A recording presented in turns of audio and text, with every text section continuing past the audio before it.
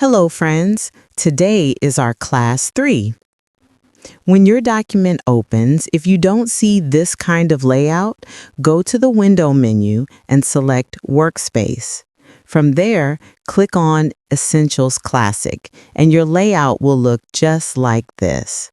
I personally use Essentials Classic, but you can choose any workspace according to your work. Now, if your panels are all messed up or spread around, go back to Workspace and click Reset Essentials Classic. This will bring your layout back to normal. This is the control bar. If you can't see it, go to the Window menu again and click Control. It will appear on your screen. If the interface looks too dark, you can change its color.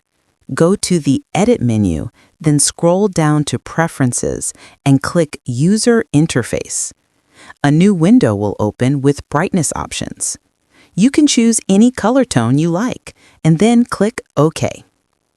On the left side, you'll see the Tools panel, which we'll discuss in our next class.